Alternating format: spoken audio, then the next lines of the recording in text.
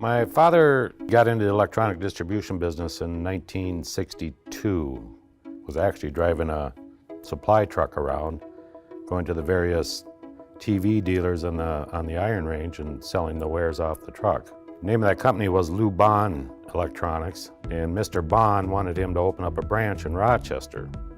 So in 1962, he moved the family to Rochester, and then 10 years later, in 1972, as he liked to say, he mortgaged his house, his wife, and his kids, and started Pace Electronics February 29th, 1972. I started with the company after college. I went to Morris, history major with no inclination to work in a library or to teach. So I asked my dad, what should I do? So he handed me the keys to his station wagon and said, go out and try and sell something. So our main revenue generator when my dad started, of course, it was selling tubes. So, I keep asking, I go, Dad, these tubes aren't gonna last forever. What are we gonna sell? And we'd think and talk and go have lunch, and it was just a real good working relationship. Now having my sons join the team, I'm just proud of the fact that they decided to make this a career for themselves, that they'll carry on their grandfather's legacy. My dad, my brother and I get to see each other every day, which sometimes feels like too many days, but every day there's something special. I'll be able to work and hang out with your family every day. And honestly, being part of a family-owned business, most of our employees feel like family. We've had people here that have known my brother and I since we were little kids, and they're still here. So they feel like family. You get to work with your family, so it's a really neat experience. And being able to work with my dad and my brother on a daily basis, we have a great relationship in work and outside of work.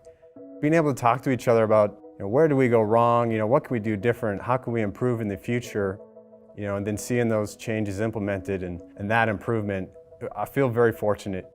Well, we definitely had some challenges over the years at Pace. The biggest challenge, I think by far, was the flood we had here in Rochester, July of 1978. We had 6 feet of water across our whole facility, lost a vast majority of our inventory, pretty much was devastated. I figured my 1-year career at Pace was going to be just that, 1 year. But somehow we weathered the storm. We stayed in that facility for 3 more years, then moved to 6th Avenue Northwest.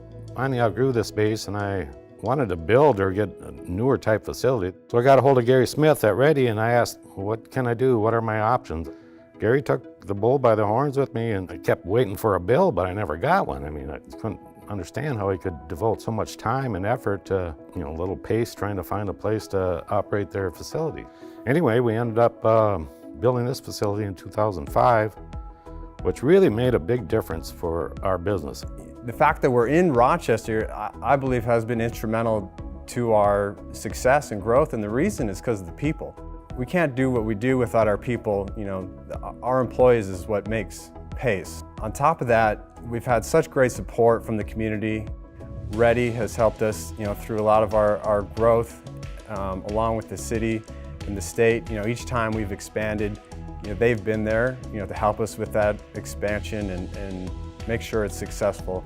People are cutting the cord, they're going away from pay TV, and I think Pace's future will definitely be in 5G. I don't know if that will be in 2 years and 8 years.